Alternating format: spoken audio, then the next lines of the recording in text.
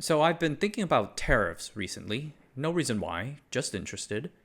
And while reading, I came across a series of interesting papers by economists Michael Clemens and Jeffrey Williamson, and they explore what looks like an economic paradox. Up until World War I, the countries of Latin America were the most protectionist in the world, with some of its highest tariff rates. East Asia, on the other hand, for reasons we will discuss later, had tariffs just a fraction as high. Yet during these decades, the Latin American countries grew faster than the Asian ones.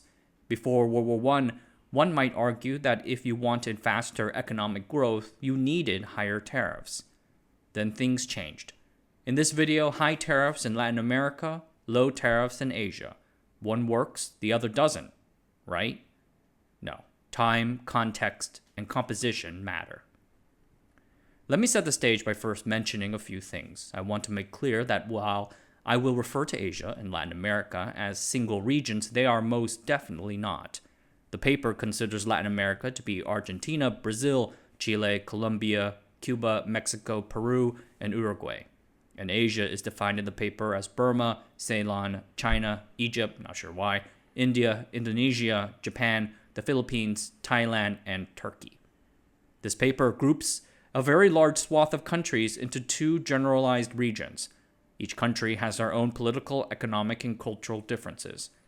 When appropriate, I might highlight those differences and get specific, but to keep ourselves from getting too bogged down in the details, we need to stay general, because this is just going to be one of those videos.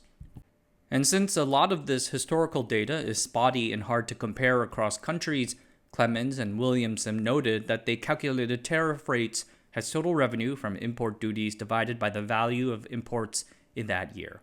Okay, with such caveats in mind, let us begin.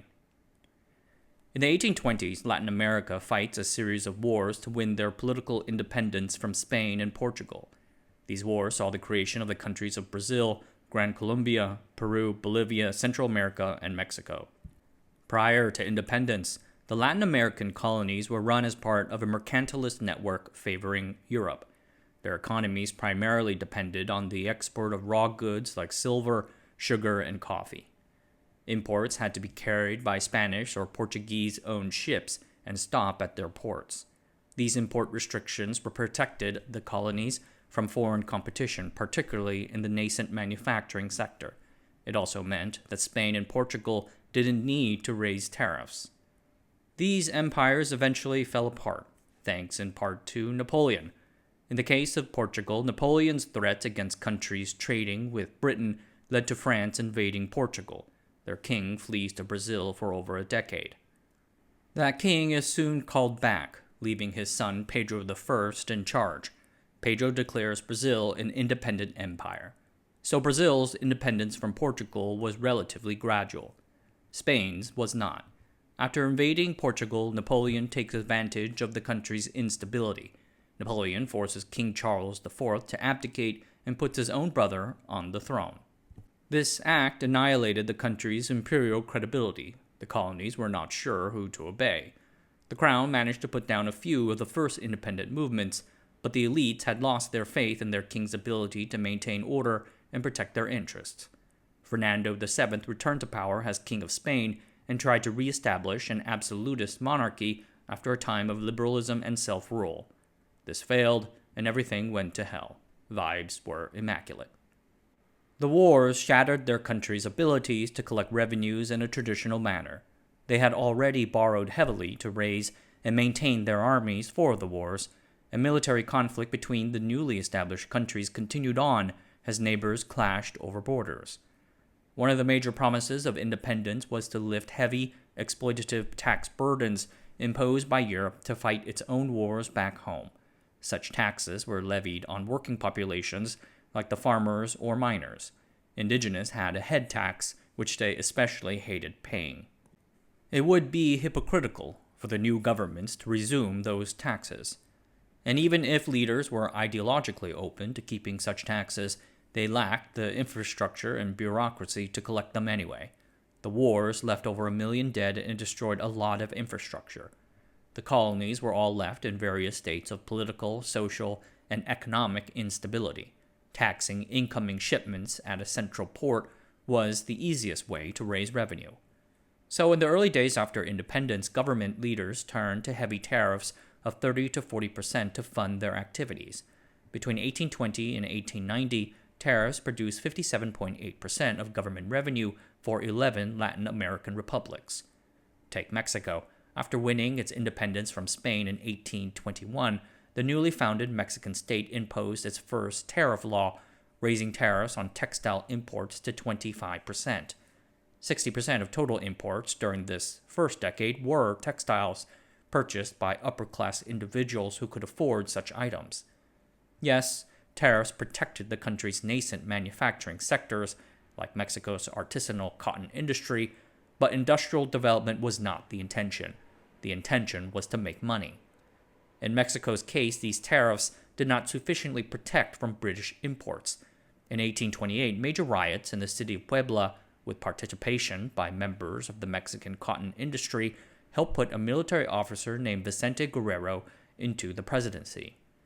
Guerrero initially promised a ban on all cotton imports in 1829, but then delayed it for 6 months and later finally rescinded it due to concerns about revenue impact.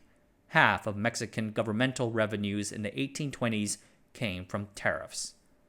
Another example is Peru, after its military loss to Chile in the War of the Pacific in the 1880s. The economy was already suffering from the guano industry's collapse. To pay for the war, the Peruvian government raised tariffs and relied upon them for the majority of revenue in the late 1800s. Now we move on to Asia. By 1885, Latin America had tariff rates 5 times higher than those in Asia. Considering that these are two economically undeveloped regions, why didn't the Asian countries adopt high tariffs too? First and foremost, many of these Asian nations were colonized or semi-colonized in the 1800s and early 1900s, meaning they had little control over their own tariffs. India, of course, was then part of the British Empire, so they followed the empire's general free trade-oriented attitude and its low tariff rates. The same with Burma, Ceylon, and Indonesia, then part of the Dutch Empire.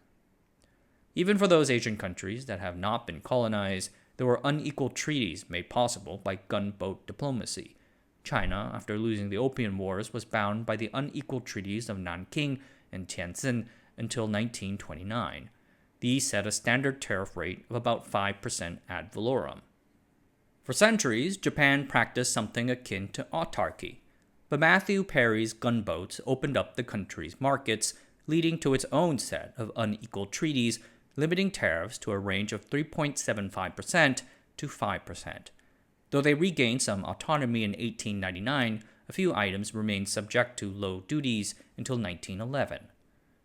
Thailand, which back then was called Siam, avoided colonization, but adopted low tariffs of about 3% on their own per the Bowring Treaty of 1855 with Britain. This remained the case until 1890, when the king at the time began ambitiously reforming the nation. Perhaps the Asian country that stuck out the most were the Philippines, which had an unusually high tariff rate of 21% from 1900 to 1913. But in some ways, it illustrates the principle. The higher tariff was because the country transitioned from Spanish to United States control in 1899, and the United States itself was then quite protectionist. Philippines' tariff rates were just 2 points below that of the United States. Clemens and Williamson do make it clear that there seem to be other factors at play, particularly to explain the variance between countries. Asia's populations were far larger than Latin America's. Larger populations offer larger internal markets that can more accommodate both domestic producers and imports, dampening the demand for tariffs. Latin America's smaller populations, which, by the way, were smaller thanks to historic plagues, were also more urbanized. Urbanized populations have historically been more apt to organize and agitate for trade protection than rural ones.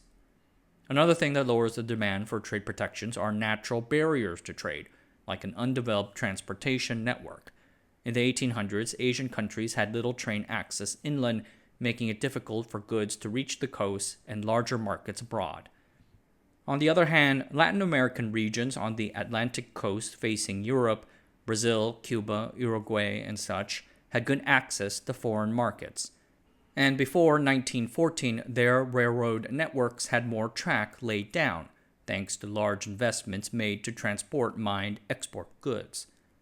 And finally, Clemens and Williamson say that if a country's trading partners have high tariffs, that country will also tend to adopt higher tariffs themselves. Same for lower tariffs. Asia's top trading partners prior to the World Wars were the industrialized, more free trade-oriented countries, mostly Britain. Latin America, on the other hand, did a lot of trade with the United States, which at the time was quite protectionist. So this high tariff differential between Asia and Latin America, what did it do to economic growth? During this time, economic growth in Latin America continued at a steady pace via the existing system of natural resource exports, leaving the Spanish Empire freed these countries from its onerous taxes and let them trade directly with Europe and North America. The scholar Leandro Prado de la Escosura estimated that between 1820 and 1870, Latin America's income per capita grew about 0.5% each year. This is about the global average.